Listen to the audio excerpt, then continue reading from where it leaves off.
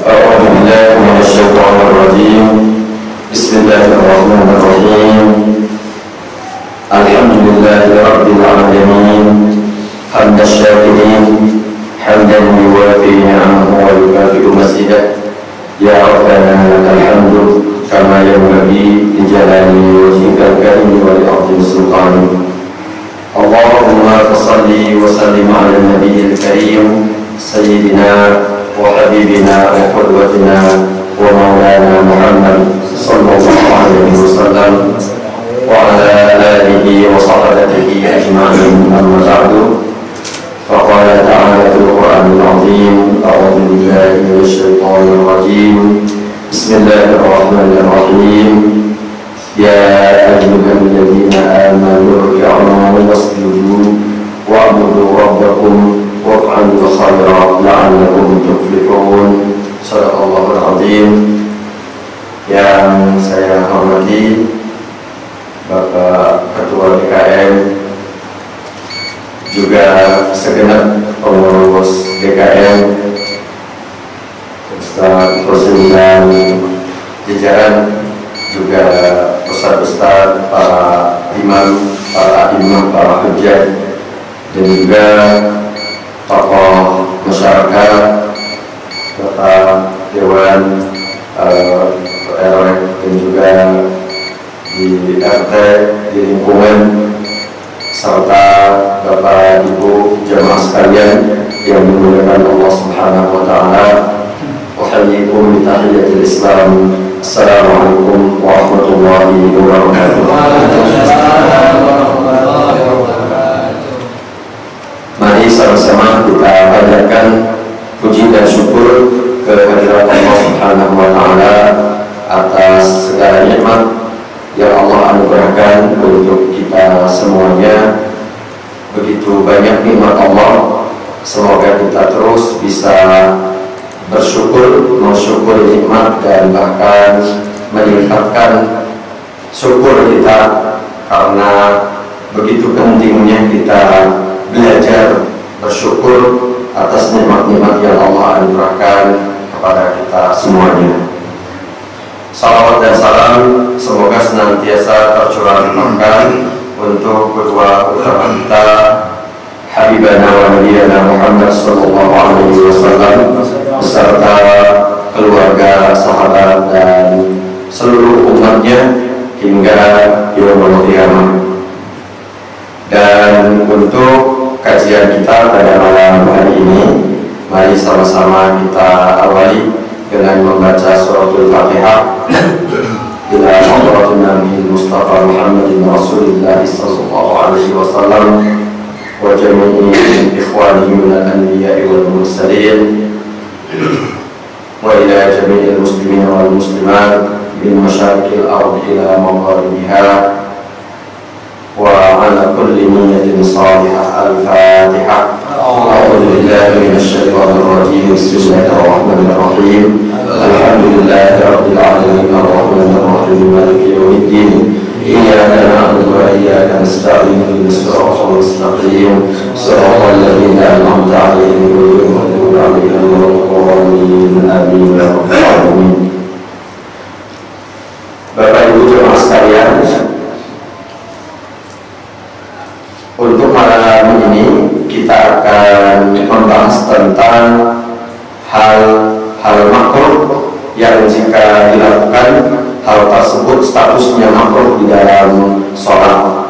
Yang rukun, syarat, yang sunnah sudah kita bahas. Sekarang kita akan membahas hal-hal yang makruh, artinya memang sangat dianjurkan untuk tidak dilakukan, gitu ya. Itu namanya makruh. Makruh itu karohah, artinya tidak disukai, gitu ya. Tidak disukai. Hal makruh ini yang pertama, ada hal-hal yang bersifat umum, yaitu di sini dikatakan sebuah kaidah: kullu mukhalafatin li sunnatin minas sunan allati madha bayanuha yadkhulu fi nitaqil makruh. Kullu mukhalafatin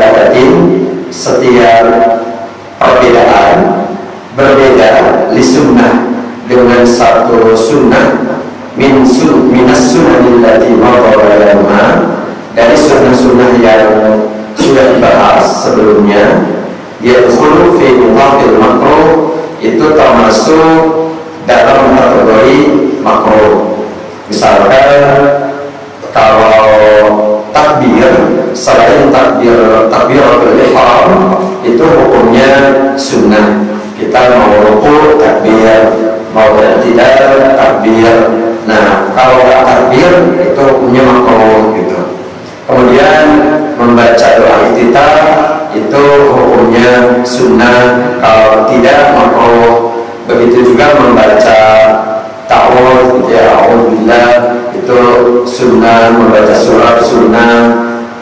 Kalau sholat maghrib 2 rakaat pertama sunnahnya bacaan dikeraskan, kalau bacaan Al-Quran berarti makruh. Nah, jadi setiap yang berbeda dengan keharusan sunnah atau yang disunnahkan, maka itu masuk dalam kategori makruh secara umum. Tadi yang yang tidak disarankan ya. Karena makruh itu kan kullu ma yuthaqul musalli ala tarkihi imtithalan, sesuatu yang kalau ditinggalkan karena niat ketaatan kepada Allah, jadi kita meninggalkan sesuatu yang niatnya untuk taat kepada aturan Allah Subhanahu wa taala.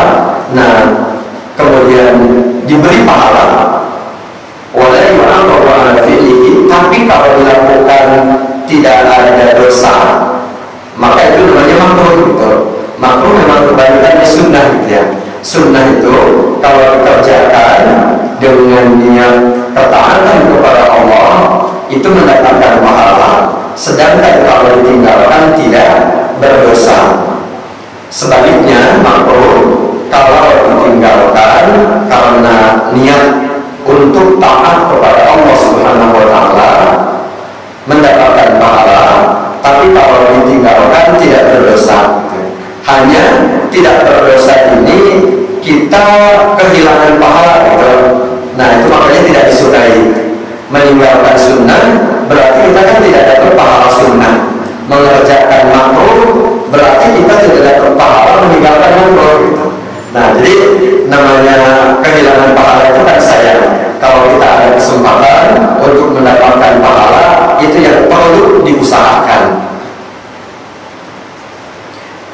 Kemudian ada beberapa hal yang memang secara khusus disebutkan dalam kitab-kitab fikih. Hal-hal tersebut memang aktivitas yang dimakruhkan untuk dilakukan dalam sholat, karena memang Rasulullah SAW menyebutkan secara khusus hal-hal tersebut itu diperintahkan untuk dihindari. Nah, hal tersebut yang pertama adalah al-iltifatu fis sholati bil unuqi, nengok gitu ya, nengok kanan atau nengok kiri dengan kepala gitu, artinya tidak dengan badan gitu, nggak ngerol badan sampai leher saja. Nah, nengok kanan kiri itu hukumnya makruh, kecuali kalau ada ada kebutuhan memang penting gitu ya, penting untuk nengok. Nah, ini disebutkan oleh Rasulullah SAW dalam hadis. Beliau bersabda, la yazalullahu azza wa jalla muqbilan ala al-abdi fi salatihi. Allah akan terus menghadap kepada hamba-Nya yang sedang sholat, malam yaltafit, selama orang yang sholat tersebut belum nengok gitu. Jadi kalau kita terus fokus ke arah kiblat, dan kalau sunnahnya itu kan pandangan itu fokus ke tempat sujud gitu ya, ke tempat sujud, tidak nengok kanan, tidak nengok kiri, tidak setiap ada bunyi pintu ditengok gitu, ada yang batuk ditengok gitu. Nah, kita fokus saja dengan sholat kita, maka selama kita fokus tidak memalingkan atau mengalihkan arah wajah kita dari kiblat atau pandangan kita dari tempat sujud ke arah lain, maka kita betul-betul sedang berhadapan dengan Allah Subhanahu wa Ta'ala. Karena Rasulullah bersabda begitu, sholat itu kita menghadap Allah, dan ternyata Allah menyambut kita, Allah menghadap kepada kita dalam sholat kita, selama kita tidak menengokkan wajah kita ke arah yang lain. Kecuali kalau ada kepentingan, ya ada kepentingan. Tadi belum selesai hadisnya. Hadisnya gini, fa'idza tafata insarafa anhu. Tapi jika yang sholat itu kemudian mengalihkan wajahnya, nengok kanan atau kiri, maka Allah pun meninggalkannya. Itu tidak lagi menghadapi orang yang sholat, hamba yang sholat tersebut. Kecuali kalau tadi yang nengok ada penting, kita memang misalkan ada anak gitu ya, yang takutnya ada apa gitu kemudian dilihat, ya itu mana namanya sesuatu hal yang penting. Dulu juga Rasulullah SAW kalau beliau sholat kemudian dalam situasi perang sih biasanya perbandingannya jauh ya. Nengok lihat anak sama situasi perang, maksudnya kan khawatir gitu anak ada apa-apa gitu, misalkan dilihat gitu tanpa tanpa terlalu ini terlalu apa ya namanya ya tanpa nggak sampai badan ke bawah gitu, tengok gini aja gitu. Nah itu kalau ada penting itu boleh gitu ya, boleh. Jadi Rasulullah itu juga ketika orang itu memang lihat kanan kiri waktu dia sholat. Kalau ada musuh kan, itu ada musuh dari kanan, dari belakang, dari kiri gitu. Itu di antara contoh yang pernah dilakukan oleh Rasulullah SAW. Nah tadi pembahasannya ini kan nengok sampai leher. Bagaimana kalau nengoknya itu sampai ke bawah dada gitu, sampai kayak gini gitu ya, nengoknya itu. Nah itu batal sholatnya. Kenapa? Karena dada itu harus tetap menghadap ke kiblat. Kalau sudah berubah arahnya dari kiblat, itu sholatnya batal. Karena menghadap ke kiblat itu adalah syarat sah sholat, dan selama kita sholat kita harus tetap menghadap ke kiblat. Sehingga tadi kalau kemudian nengoknya sampai ke bawah-bawah badan, dadanya ke bawah jadi menghadap ke arah yang lain, tidak lagi menghadap ke arah kiblat, itu sholatnya batal. Baik, itu yang pertama. Kemudian yang kedua, raf'ul basarihi ilas sama, melihat ke arah langit, ke atas. Itu juga sama kelakuan apa namanya peristiwa, bukan peristiwa ya, hal yang dilarang untuk dilakukan karena hukumnya makruh gitu, hukumnya makruh. Rasulullah SAW bersabda, "Mabalu aqwamin yarfa'una absarahum ila as-sama'i fi salatihim." Itu orang-orang, kenapa mereka mengangkat pandangan mereka ke arah langit dalam sholat mereka? Begitu kata Rasul. Lalu beliau melanjutkan sabdanya, la yantahunna an dzalika, hendaklah mereka menghentikan kelakuan itu, au la tukhtafanna absaruhum, atau pandangan mereka akan disambar gitu. Nah jadi Rasulullah SAW melihat-lihat ke atas. Itu yang kedua. Yang ketiga, yang dimakruhkan dalam sholat adalah kafus sya'ri wa tashmiru atrafis thawbi asna as-sholat. Ini pernah dibahas ya, yang ngikat rambut dan melipat pakaian ya, bukan melipat pakaian kayak dulu harus ditrika, bukan gitu ya. Cuman maksudnya baju kita dilipat. Jadi yang pertama rambut, yang kedua pakaian, baju. Karena Rasulullah SAW bersabda begini, umirtu an asjuda ala sab'ati a'dhumin. Saya diperintah untuk bersujud dengan 7 anggota badan. Yang 7 yang pertama kening, dahi, yang kedua telapak tangan 2 gitu, yang ketiga lutut, kedua lutut, maksudnya 2 dan 3 kan udah jadi 5 gitu ya.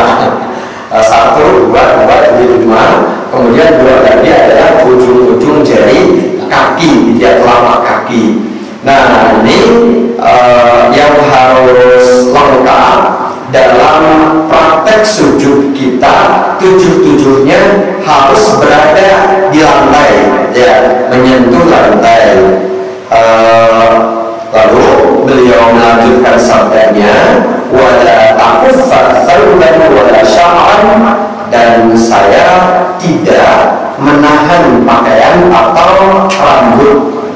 Jadi menahan pakaian itu sih sebenarnya saya baca-baca tentang apa ya, kenapa kita dilarang untuk melipat bagian pakaian kita. Ternyata ada salah satu pendapat yang menjelaskan melarang melipat itu tadi menahan itu seperti ini gitu ya, ditahan kayak kita mau wudhu gitu ya, mau wudhu. Kenapa? Karena itu jadi nggak rapi, bahasanya kurang sopan lah gitu, kurang sopan. Jadi menurut pendapat ini bukan apa ya, bukan melipat yang rapi, bukan gitu, tapi melipat yang jadi tadi kayak orang mau ngambil mau main tanah, main lumpur gitu ya, atau kayak orang mau wudhu gitu. Itu maksudnya seperti itu. Walaupun tetap ada pendapat yang mengatakan ya kalau menahan pakaian atau melipatnya apapun bentuknya itu tetap makruh gitu. Itu pendapat sih begitu. Termasuk tadi rambut, karena kata Rasulullah itu jadi sunnahnya rambut dan pakaian itu ya udah dibiarkan sesuai arah dia terurai gitu ya, diurai. Cuman kan kalau rambut panjang biasanya itu kan khawatirnya menutupi dahi yang ketika sujud harusnya kan terbuka gitu ya, menyentuh tempat sujud, yang itu solusinya kan pakai peci ya, pakai tutup kepala. Jadi itu yang ketiga, hal makruh itu menahan ujung pakaian atau menahan rambut gitu. Yang diantara bentuknya ada yang ujung pakaiannya dilipat atau rambutnya diikat gitu. Kemudian yang keempat, yang dimakruhkan adalah as-salatu inda hadrati ta'amin tatuqu ilaihi nafsuhu ilaihi. Sholat di dekat makanan yang kita juga pengen makan makanan tersebut gitu. Udah lapar gitu ya, udah lapar, sholat dekat makanan juga gitu, dekat makanan. Nah ini makruh karena hal ini hikmahnya ya, hikmah dari larangan ini karena hal ini bisa mengganggu kekhusyuan sholat. Sholatnya jadi nggak khusyuk gitu. Apalagi kita sholat dekat makanan, kita juga lapar, udah gitu kita sholat yang lain makan gitu khusyuk lagi gitu ya, lebih nggak khusyuk lagi. Ini juga disabdakan oleh Rasulullah SAW, idza wudi'a asya'u ahadikum, jika makan malam salah seorang dari kalian sudah disiapkan, wa uqimatis shalah, tapi udah qamar gitu, salat udah didirikan, udah qamar, fabda'u bil asya, kata beliau, maka makan malam aja dulu, wala ya'jal, dan jangan buru-buru, hatta yafrugu minhu, sehingga dia selesai makannya. Selesaikan dulu makan, baru sholat. mendingan makan tinggal sholat daripada sholat tinggal makan gitu ya. Tapi yang jelas hadisnya begitu. Itu tadi hikmahnya, kita memang sholat itu disuruh fokus gitu, khusyuk, tinggalkan semua memori tentang dunia gitu, termasuk keinginan untuk makan. Sehingga kalau sholat memang selesaikan dulu kalau masih lapar gitu, masih lapar, selesaikan urusan lapar ini. Apalagi kalau makanan sudah dihidangkan gitu, sudah dihidangkan, makan dulu yang enak gitu ya, enak. Kalau puasa, bulan puasa kan kita takjil dulu, jadi walaupun kita takjil dulu, maghribnya tetap berjamaah gitu. Nah, yang kurang enak gitu ya, kita menunda makan, kita makan dulu, karena makan udah siap, kita udah lapar, cuman kita jadi ketinggalan sholat berjamaah gitu ya kan, jadi nggak enak ya.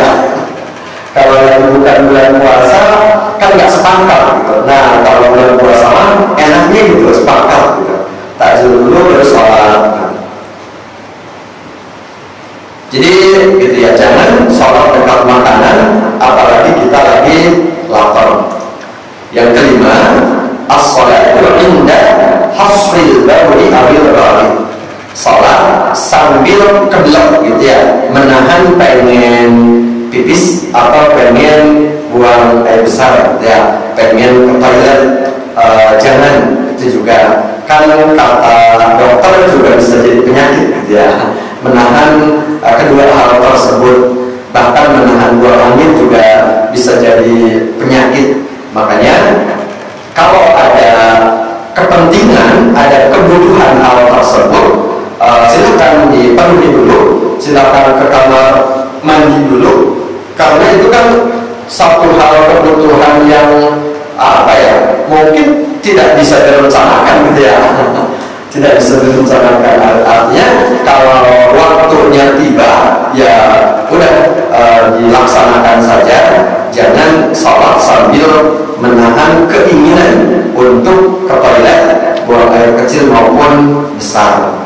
Rasulullah SAW bersabda, la sholata bi hadrati ta'amin, jangan sholat dekat makanan, wala huwa yudafi'ul ahdatsan, dan jangan sholat ketika menahan atau kebelet gitu ya, menahan keinginan untuk buang air kecil dan besar. Tadi nyambung sih dengan yang sebelumnya. Hikmahnya ini memang yang makruh-makruh ini bisa menghilangkan kekhusyuan gitu ya, beberapanya di antara tadi. Yang keenam, yang makruh itu adalah as-salatu fi halatin nu'ash asyadid. Fi halatin nu'ash asyadid, salah baca sinnya. Salat ketika kondisi sangat ngantuk ya. As-salatu fi halatin nu'ash asyadid, salat ketika sangat ngantuk, itu juga makruh.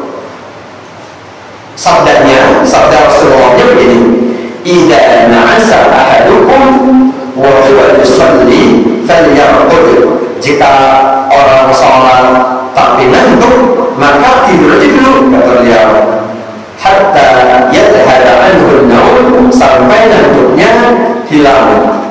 Fa inna ahadakum idza shalla wa huwa na'is, karena jika seseorang dari kalian sholat dalam kondisi ngantuk, la'allahu yadhabu yastaghfiru fayasubba nafsah.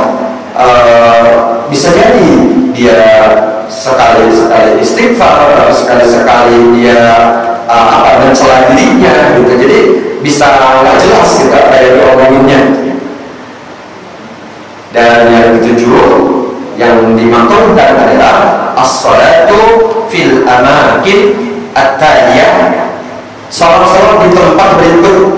Ada tempat-tempat yang dimaklumkan untuk dijadikan tempat sholat. Yang pertama al-hammam, makruh sholat di kamar mandi, di toilet. Alhamdulillah sih kita nggak pernah ya. Cuman kan kalau dulu waktu sistem kereta apian dulu kayak gini, toilet pun bisa jadi tempat tidur ya. Orang tidur itu ya karena di kursi penuh, tempat lewat semua penuh gitu. Ya kereta ekonomi ya, kalau gitu. Nah, jangan sampai kemudian dipakai tempat sholat juga gitu. Jadi al-hammam pertama yang dimaklumkan untuk dijadikan tempat sholat adalah toilet. Yang kedua at-tariq, jalan. Yang ketiga as-suq, pasar. Yang keempat al-maqbarah, kuburan. Yang kelima al-kanisah, gereja. Yang keenam al-masbalah, tempat sampah. Yang ketujuh yang ketujuh aqalul ibil, tempat duduknya unta. Kalau unta mau minum, kan unta minumnya nggak kayak kambing dari ember. Kalau unta meminumnya dari kolam gitu. Dari kolam unta minumnya kan banyak gitu, banyak jalan tapi banyak. Rapatkanlah bagian-bagian badan kalian dengan tanah tadi gitu ya. Jadi maksudnya yang tangan, perut dan paha tadi. Fa innal mar'ata laysat fi dzalika karajul, karena dalam hal itu wanita berbeda dengan laki-laki. Ini perbedaan pertama antara laki-laki dan perempuan dalam sholat. Yang kedua, perempuan diperintahkan, disunahkan untuk bersuara pelan atau tidak mengeraskan suara gitu ya, walaupun dalam sholat yang keras seperti maghrib, isya, subuh tadi. Misalkan kalau laki-laki ketika imam amin kan sama-sama amin. Nah, kalau wanita pelan saja baca aminnya. Itu yang kedua. Walaupun sebenarnya kalau di mazhab yang lain, laki-laki itu makmum aminnya ternyata nggak keras juga. Ada cerita dulu seorang guru gitu ya, beliau sholat gitu ya di luar, karena biasa di Indonesia itu amin keras gitu ya, ketika imam amin, beliau aminnya ternyata sendirian gitu, yang lain enggak gitu. Jadi suruh cari jadinya gitu. Nah, kalau kita kan kalau laki-laki imam amin, makmum amin, sama-sama suara lantang ya, tapi wanita jangan lantang, suaranya pelan saja, karena hikmahnya itu suara wanita itu ada potensi menggoda laki-laki yang suka tergoda katanya gitu. Itu potensi ya, potensi. Kecuali kalau sholatnya itu jamaah ini sesama wanita gitu, itu tidak masalah. Dalam sholat yang jahar suaranya dikeraskan. Kemudian yang ketiga, perbedaan laki-laki dengan perempuan itu saat mengingatkan ketika ada yang lupa.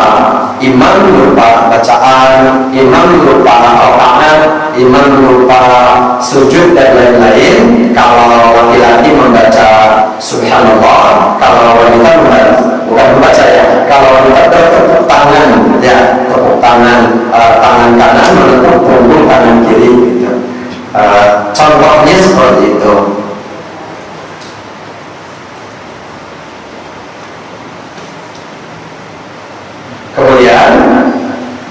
Yang kelima, perbedaan antara laki-laki dan perempuan yang jelas adalah batas aurat ya, batas aurat. Kalau laki-laki auratnya dari pusar sampai lutut, kalau perempuan seluruh badan selain wajah dan telapak tangan hingga pergelangan. Yang kelima, perempuan ketika mau sholat juga tidak disunahkan mengumandangkan azan, hanya qomat saja gitu ya. Kalau tidak ada laki-laki yang qomat atau sholat sendirian, itu wanita disunahkan qomat tapi tidak disunahkan azan. Kalau laki-laki, kalau belum azan disunahkan azan. Kalau qomat semuanya sunnah tadi. Nah, itu 5 perbedaan antara laki-laki dan perempuan dalam praktek sholat. Yang pertama, dalam sujud tadi laki-laki renggang, perempuan tapak. Yang kedua, dalam suara laki-laki keras, suara perempuan pelan ya, dalam sholat jahar. Kemudian yang ketiga, dalam mengingatkan yang lupa gitu ya, yang lupa, laki-laki tasbih membaca subhanallah, perempuan tepuk tangan. Yang keempat, dalam batas menutup aurat, laki-laki dari pusar sampai lutut, perempuan seluruh badan kecuali wajah dan telapak tangan. Dan yang terakhir, yang kelima, laki-laki disunahkan azan, perempuan tidak disunahkan azan. Nah, ini Bapak-bapak, Ibu sekalian, jika ada yang ingin ditanyakan, disampaikan, silakan sebelum waktu azan dulu saja.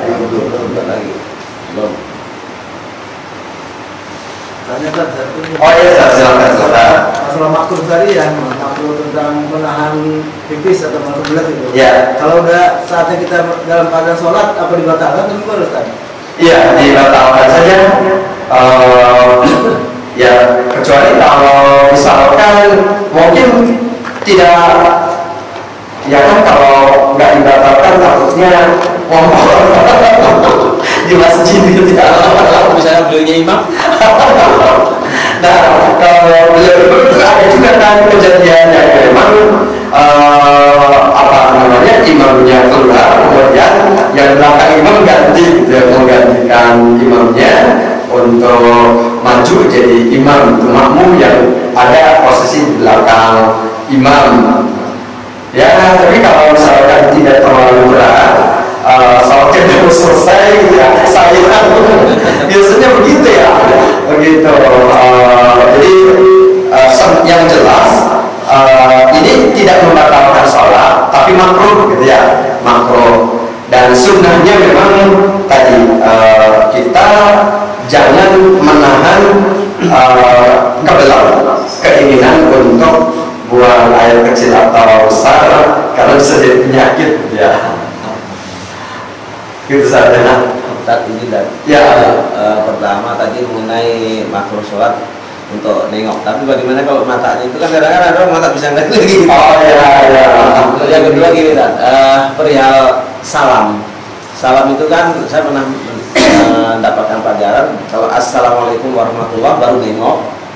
Itu kalau sebelum itu udah nengok katanya nggak sah, itu yang benar yang seperti apa tadi gitu. Jadi kita assalamualaikum warahmatullah baru nengok gitu loh, itu yang pernah saya itu kan juga apakah termasuk nggak sah atau makruh.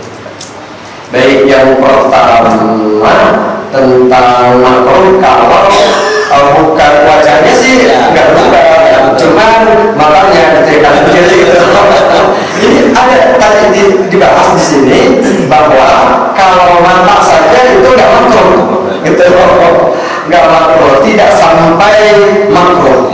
Walaupun kita sih berusaha sekhusyuk mungkin ya, sekhusyuk mungkin untuk tetap fokus pandangan matanya tadi ke arah tempat sujud. Itu sangat-sangat membantu untuk fokus kekhusyuan sholat kita. Cuman kalau sampai ke predikat makruh sampai wajahnya berpaling gitu ya, ke kanan atau ke kiri gitu. Kalau mata saja di sini sih dijelaskan itu tidak makruh gitu, tidak makruh.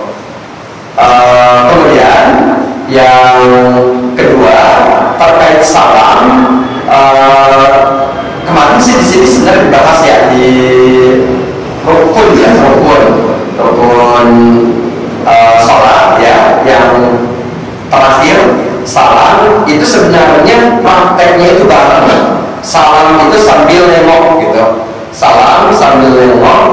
Walaupun kalau salam dulu kemudian baru nengok itu tidak membatalkan sholat sih. Yang jelas nengoknya itu sunnah, hukum nengoknya itu sunnah. Kalau orang sholat sudah membaca salam, maka berarti sholatnya udah selesai gitu, sholatnya udah selesai karena apa namanya, salam itu penutup sholat gitu. Salam itu penutup sholat.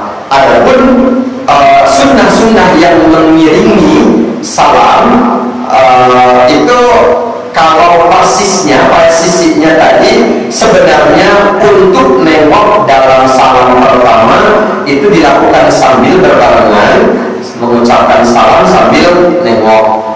Kan hikmahnya begini, salam itu kita kan assalamualaikum memang diucapkan kepada orang-orang yang ada di sebelah kanan kita, orang dan malaikat-malaikat gitu ya, malaikat yang ikut menghadiri sholat berjamaah kita. Jadi kalau orang sih simbolis menjawab salam kitanya itu dengan salam mereka juga gitu. Nah itu kan jadi saling bersambutan, memberikan salam, saling mendoakan, itu jadi satu keberkahan tersendiri dalam sholat berjamaah.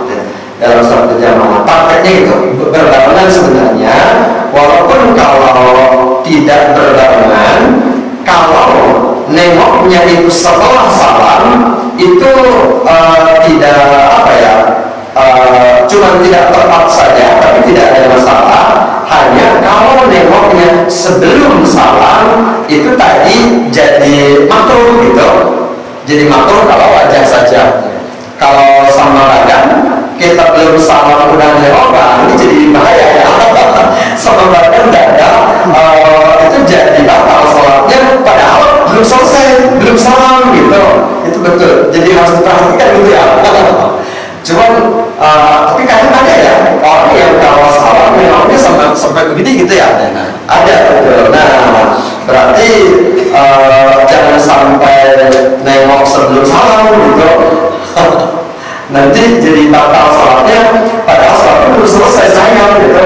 Padahal udah tinggal sholat lagi, ya sholatnya harus diulang kan sayang gitu. Nah itu kalau prakteknya sebelum salam yang pertama, salam yang ke kanan, sebelum salam udah nengok, terus nengoknya sampai ke bawah badan, dadanya sampai menghadap ke arah selain kiblat gitu. Nah itu yang ada bahaya di situ ya, harus diperhatikan. Tapi sebenarnya kalau nengoknya wajah saja itu tidak ada masalah, tidak membatalkan sholat gitu. Oh ya, sebenarnya umpama kita sudah makmum terus dalam zaman itu imam sudah ucapkan assalamualaikum yang pertama kedua, terus kita baru datang, ternyata kita dapat termasuk ikut berjamaah. Jadi kita datang umumnya sebelum salam. Yang salam yang pertama kita kan datang, ya sholat langsung nyusul gitu. Apa kita dapat ada berjamaahnya bukan? Iya. Tapi kan salam lagi gitu kan? Iya. Sebenarnya pahala urusan Allah ya. Tapi semangat gitu ya untuk ikut berjamaah. Ya kita lakukan saja, kita lakukan bahwa betul seperti yang aku bilang, kalau dia baru satu kali salam ke kanan belum ke kiri, walaupun tinggal sunnah, sholatnya itu masih ada gitu, aktivitas sholatnya masih ada, walaupun sebenarnya secara resmi itu udah keluar. Jadi salam ke kiri itu tambahan. Cuman terkait dengan dengan niat kita sholat berjamaah, ketika tadi imam udah salam, kemudian kita baru takbiratul ihram dengan niat makmum, maka kita berharap Allah memberikan pahala berjamaah kepada kita. Walaupun sebenarnya pahala itu dari sebelum-sebelumnya udah dapat ya pasti.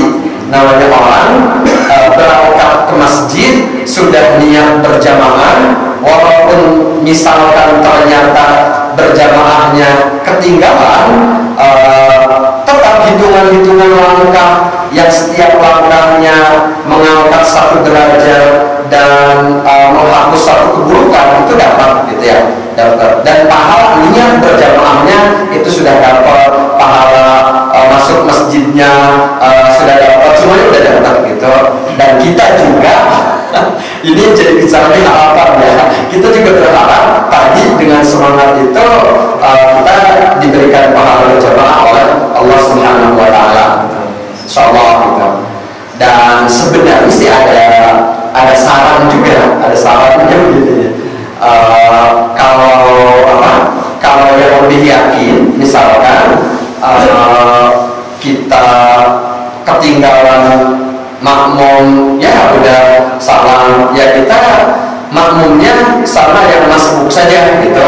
Kalau ada gitu ya, kalau ada yang masbuk gitu yang masih berdiri lagi nambah satu rakaat gitu, nah itu kita makmumnya bisa ke makmum yang masbuk gitu, makmum yang masbuk. Atau kalau yang lain disiplin semua bareng sama imam, mereka udah selesai semua sholatnya, kita doang sendiri yang ketinggalan. Sampai ketika sampai di musola, sampai di masjid udah selesai, udah salam, kita nggak kebagian. Sebenarnya ada sunnah yang jarang dilakukan, yaitu sunnahnya itu ada yang menemani dia berjamaah gitu.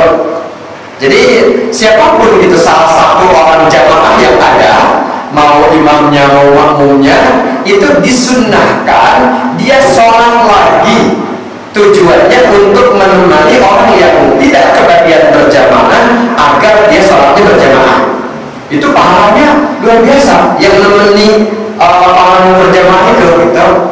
Walaupun tadi sholat isya-nya jadi 2 kali, sholat maghribnya jadi 2 kali, itu yang disebut dengan mu'adah, itu ya, sholat yang diulang. Sholat yang kedua bagi orang yang sudah sholat itu hukumnya sunnah gitu. Hukumnya sunnah menemani orang yang nggak kebagian berjamaah gitu.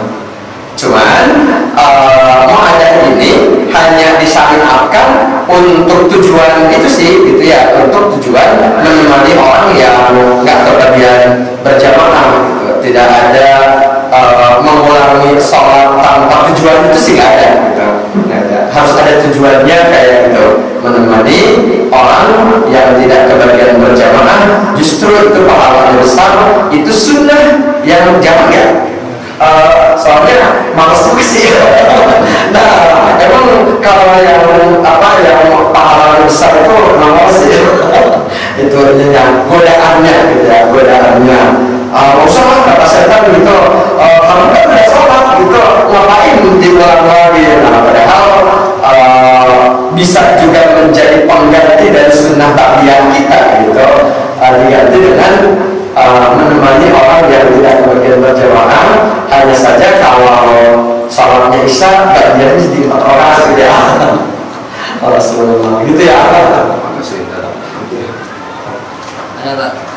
Iya. Itu orang yang dikatakan orang sholatnya yang khusyuk itu contohnya seperti apa, standarnya seperti apa? Masya Allah, khusyuk ya. Khusyuk. Yang kalau standar sih pasti Rasulullah. Cuman kan kita orang hidup zaman sekarang nggak bisa kita melihat Rasulullah sholatnya kayak gimana sih. Ya walaupun kita dapat ceritanya dari Siti Aisyah radhiyallahu anha, misalkan kata beliau, Rasulullah itu kalau sudah sholat itu kita seperti tidak mengenal beliau dan beliau seperti tidak kenal kita karena fokus kepada sholatnya gitu. Nah itu contoh yang pertama. Yang kedua, orang sholat khusyuk itu sholatnya nggak gelisah gitu, nggak gelisah, banyak gerak-gerak gitu ya, apalagi tadi banyak nengok-nengok. Nah ini sebenarnya jadi standar, jadi ukuran ciri orang yang sholatnya khusyuk. Kemudian khusyuk itu kan artinya fokus. Setiap kita menggerakkan badan, mengangkat tangan, kita fokus bahwa mengangkat tangan kita itu berharap keridhaan Allah. Ketika kita membaca Bismillah, Bismillah ini untuk Allah. Ketika kita baca doa iftitah, semuanya itu jadi khusyuk itu sudah begitu. Semuanya kita fokuskan bahwa kita sedang menghadap Allah dan kita sedang ngobrol langsung dengan Allah Subhanahu wa Ta'ala. Khusyuk itu begitu ya sebenarnya yang dimaksud dengan khusyuk. Ya pasti perlu latihan, perlakuan gitu ya. Cuma memang harus diperjuangkan sih, harus diperjuangkan. Ada sih yang cerita-cerita yang mengatakan orang khusyuk itu sampai ketika dia sholat, ada ulama sholat, tempat sholatnya itu runtuh, nggak sadar gitu beliau. Kan ada yang cerita kayak gitu. Ya itu mungkin kalau namanya ya, kalau kita sih yang khusyuk biasa saja tadi berusaha untuk untuk betul-betul menyempurnakan sholat kita, jiwa dan raga kita. Wallahu a'lam bishawab. Sudah seperti Isya ya, mudah-mudahan bermanfaat apa yang kita pelajari di malam hari ini dan bisa kita amalkan. Allahumma anfa'na bima 'allamtana wa 'allimna bima yanfa'una wa nakhtim darsana al-yawm. Kita tutup pengajian kita di malam hari ini dengan doa penutup majelis. Subhanallah.